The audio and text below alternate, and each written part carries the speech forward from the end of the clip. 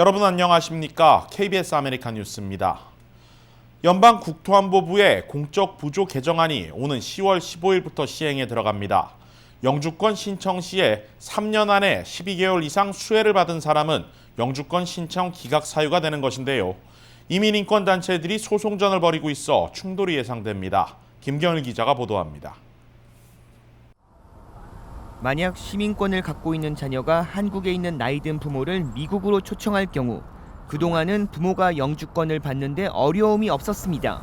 하지만 새로운 개정안은 앞으로 부모의 나이와 건강 상태, 경제적 여건을 감안해 신청을 기각할 수 있게 됩니다. 다시 말해 미국에 들어와서 메디칼 신청을 하거나 생활보조금을 신청할 가능성이 있다면 시민권자의 부모라 할지라도 미국에서 살 수 없게 하겠다는 것입니다. 공적 부조를 신청한 분만 적용되는 게 아니라 본인의 상황을 고려하여 공적 부조를 받을 가능성이 많은 사람들을 대상합니다. 공적 부조를 받고 있는 수혜자도 오는 15일 시행되는 개정안에 따라 영향을 받습니다. 15일 시행일로부터 36개월 이내 12개월 이상 공적 부조 수혜를 받았다면 영주권 신청 기각 사유가 됩니다. 여기서 말하는 12개월 수혜 계산법은 매월 3가지 혜택을 받았다면 각각 한 달로 나눠 3개월 혜택을 받은 것으로 계산됩니다. 반면 개정안 영향을 받지 않는 대상자는 오는 15일까지 영주권을 신청한 사람과 21살 이전 받은 공공혜택 수혜자, 임산부 출산 60일 메디칼 수혜, 응급 의료 지원비, 여성과 유아 보조를 위한 윅 수혜 대상자 등입니다. 영주권 신청자 본인만 공적 부조 수혜 심사 대상자로 가족의 수혜와는 관계가 없습니다.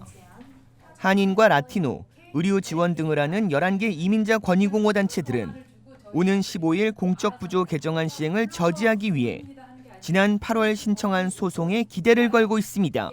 분명한 부분들이 없고 심사 앞에 딱 앉으면은 그 모든 파워이 심사한테 있기 때문에 법안이 너무너무 문제가 많아요. 그걸 볼 때에는 이제 헌법에 이제 맞지가 않고. 한편 시민권 신청자는 공적 부조 개정안에 해당되지 않지만 이민서비스국도 혼란을 겪고 있습니다. 영주권자들이 시민권 신청할 때에는 공적 부조가 아무 상관이 없어요. 근데 신청자가 면제를 신청할 때에 리젝트되고 이런 공적 부조에 대한 내용이 딱 따라서 오거든요. 그렇기 때문에 굉장히 혼란스럽고.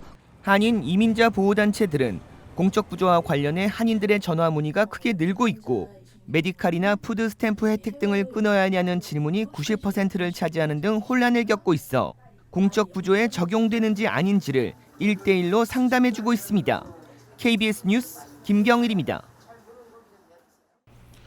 LA 카운티에서 웨스트나일 바이러스로 올해 첫 사망자가 발생했습니다. 지금까지 9명의 감염자가 LA 카운티에서 신고됐는데 효과적인 치료 방법이 없는 것이 가장 큰 문제입니다. 이유수 기자의 보도입니다. 올해 처음으로 LA 카운티에서 웨스트나일 바이러스 감염 사망자가 나왔습니다. LA 카운티 보건국은 사우스베이에 거주하는 한 주민이 웨스트나일 바이러스 감염으로 입원 치료 중 결국 사망했다고 밝혔습니다. 캘리포니아주에서는 올해 들어 웨스트나일 바이러스 감염 사례가 최소 112건 보고됐습니다. LA 카운티의 경우 모두 9건의 감염 사례가 있었고 사망으로 이어진 경우는 이번이 처음입니다. LA 카운티 보건당국은 웨스트나일 바이러스가 주민들의 건강을 위협하고 있다며 각별한 주의를 당부했습니다. People empty out the water that may be standing in their backyards. You know, they may have like little wading pools. Those all need to be dumped out. They may have the saucers under a flower pot. Those are really great places for mosquitoes to breed. 모기가 서식할 수 있는 장소를 제거하는 것이 여의치 않다면 환경보호국에 등록된 모기 퇴치 전용 제품을 사용하는 것도 예방에 도움이 됩니다. 아직까지 완치용 백신이 개발되지 않은 점도 예방의 중요성을 일깨워줍니다. There is something everyone can do to protect themselves. When you're outside, you need to use insect repellent and use an EPA-approved insect repellent so that you will not get bitten. 웨스트나일 바이러스에 감염될 경우 고열과 근육통이 수반되며 심할 경우 균이 뇌와 척추 등 신경계를 타고 올라와 전신을 마비시킬 수 있습니다. 한편 웨스트나일 바이러스는 5살 미만의 아동과 면역력이 약한 50대 이상 성인에게 치명적으로 매년 이와 관련한 사망자는 증가세를 나타내고 있습니다. KBS 뉴스 이우수입니다. 자신의 집인 줄 알고 들어가 이웃을 사살한 경관이 살인죄로 유죄 판결을 받았다는 소식 전해드렸는데요. 하루 뒤 선고 공판에서 뜻밖의 감동적인 장면이 연출돼 화제를 낳고 있습니다. 하지만 미담에 묻혀 경관의 형량이 너무 가벼워진 것 아니냐는 비난 여론도 작진 않습니다. 박시몬 기자가 보도합니다. 살인죄로 유죄 판결을 받은 전 댈러스 경찰국 소속 경관 앰버 가이거의 최종 선고 공판. 판사의 최종 선고에 앞서 피해자의 동생이 증언대에 올랐습니다. I don't even want you to go to jail. I want the best for you. Because I know that's exactly what both of them would want you to do. And the best would be give your life to Christ. 그리고 동생이 꺼낸 뜻밖의 발언. I don't know if this is possible, but can I give her a hug, please? Please. 경관은 자신의 실수로 목숨을 잃은 피해자의 동생을 끌어안으며 흐느꼈고 법정은 일순간 숙연해졌습니다. 판사까지 눈물을 훔쳤습니다. 이어진 선고에서 판사는 피고 앰버 가이거에게 10년형을 선고했습니다. 5년 뒤 가석방 심사를 받을 수 있는 조건도 포함됐습니다. 피고가 받을 수 있었던 형량이 최고 99년이었던 것에 비하면 매우 가벼운 형량입니다. 이후 판사는 피해자 가족들의 손을 일일이 잡으며 위로하는 모습을 보였습니다. 피해자 동생이 보여준 용서의 포옹에 댈러스 지역사회는 찬사를 보내고 있습니다. 감동을 받은 댈러스 시장은 성명을 발표했고 당초 훨씬 무거운 28년을 구형했던 검찰도 보기 드문 치유와 사랑의 놀라운 행동이라고 극찬했습니다. 그러나 여전히 흑인 커뮤니티에서는 감성에 흔들려 이성을 잃은 판결이라는 비난도 일고 있습니다. 백인 경관들이 비무장 흑인을 총격 살해하는 사건이 이어지고 있는 가운데 이번 선고가 또 다른 피해자를 낳게 할 것이라는 우려의 목소리도 적지 않습니다. KBS 뉴스 박시몬입니다. 오늘 오후 LA 다운타운 의류도매 상가 인근에서 대형 화재가 발생해 120여 명의 소방대원들이 긴급 진화에 나섰습니다.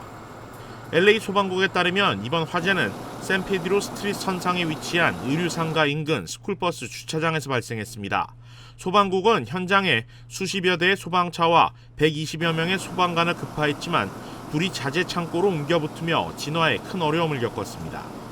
화재로 인한 연기가 의류상가 쪽으로 퍼지며 일대는 극심한 교통체증이 오후 늦게까지 이어졌습니다.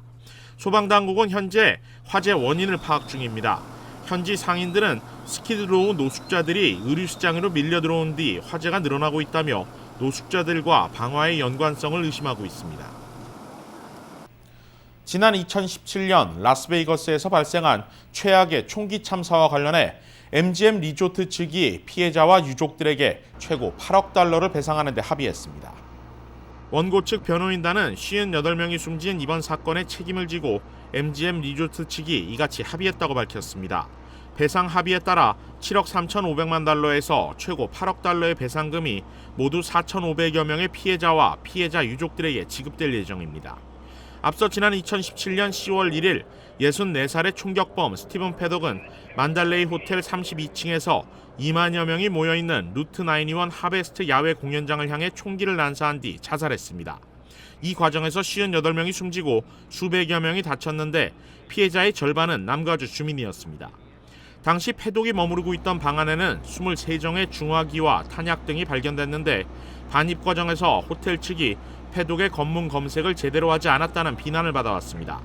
한편 이번 배상 합의는 사건이 발생한 지 정확히 2년 만에 나온 것으로 원고 측 대리인은 정확한 피해액 산정을 위한 별도의 조사 작업과 절차 등 배상은 내년 말까지 진행될 것이라고 덧붙였습니다. 지난해 LA에서 살인과 강도 사건은 줄었지만 성범죄는 오히려 늘어난 것으로 집계됐습니다. LAPD가 발표한 2018년 강력사건 통계 자료에 따르면 지난해 발생한 살인은 전년보다 23건 줄어든 258건입니다. 강도 사건 역시 1년 전보다 487건이 줄어들어 1,327건이 발생한 것으로 집계됐습니다. 하지만 지난해 발생한 성폭력 범죄는 2,558건으로 1년 전보다 73건이 증가했습니다. 살인과 강도는 줄었지만 성범죄 발생률은 오히려 높아진 것으로 이는 지난해 발생한 전국 범죄 통계율과도 비슷합니다. 연방수사국 FBI가 지난달 말 발표한 2018 전국 범죄율 통계에 따르면 살인은 6%, 강도는 12%, 폭력은 3.3%, 재산범죄는 6.3%씩 감소한 반면 성범죄는 2.7% 증가했습니다. 한편 해당 보고서에 따르면 LA는 인구 400만 이상 대도시 가운데 강력 사건이 가장 많이 발생하는 도시로 꼽혔습니다. UC 계열 이사회가 입학 사정에 큰 변화를 예고하고 있습니다. 앞으로 SAT나 ACT 성적을 받지 않고 다른 기준으로 평가하겠다는 것인데요.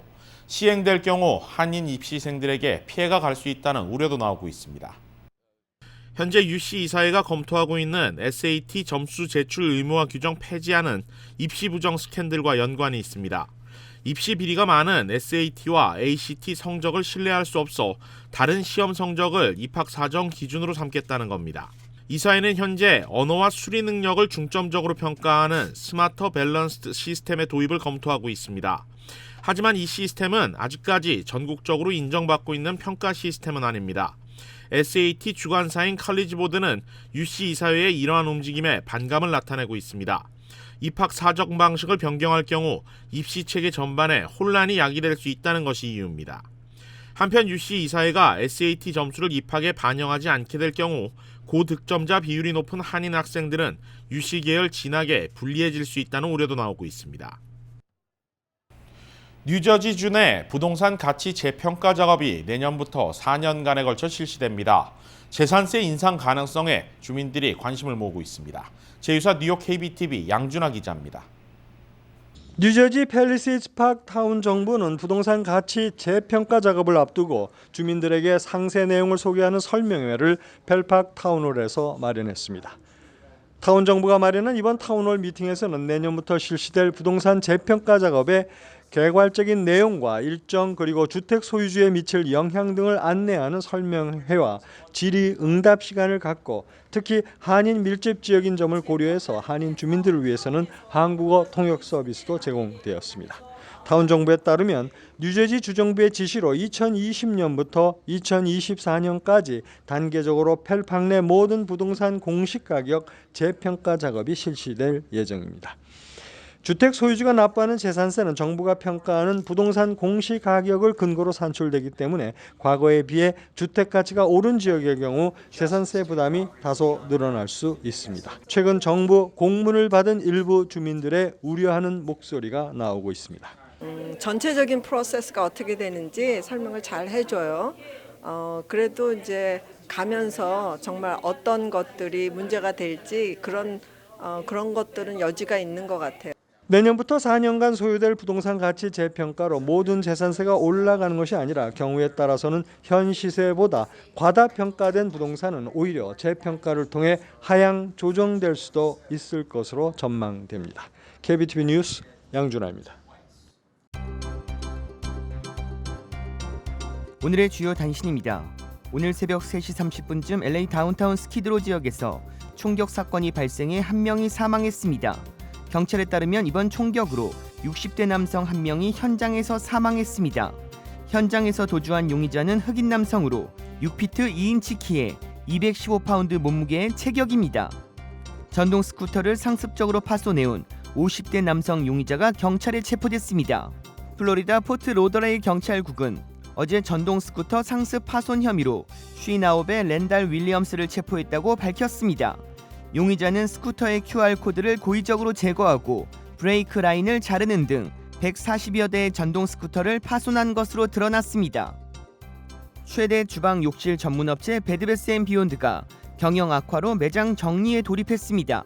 이 업체는 전국 1,534개 매장 중 약 4%에 달하는 60개 매장을 연말 헐리데이 시즌 이후 폐점하기로 결정했습니다. 베드베스앤비욘드의 수익 악화는 아마존 등 대형 온라인 유통사들의 선전에 따른 것으로 분석됩니다. 내일 오전 10시부터 다운타운 JW 메리어트 호텔에서 제8회 취업 박람회가 진행됩니다. LA 총영사관과 잡코리아 USA가 주최하는 이번 취업 박람회에는 LA 소재 구인 기업과 구직자 간 1대1 면접이 진행되고 취업 비자 발급이 가능한 한인 기업, 그리고 미 정부 기관 등도 대거 참여합니다. 프랑스 파리 중심가에 위치한 경찰서에서 흉기 난동이 발생해 경찰 4명이 현장에서 사망했습니다. 현지 소식통에 따르면 이번 사건은 경찰청에서 근무하는 행정직원의 소행으로 알려졌으며 다툼 끝에 화를 참지 못하고 흉기를 휘두른 것으로 파악됐습니다. KBS 아메리칸 뉴스 마칩니다. 고맙습니다.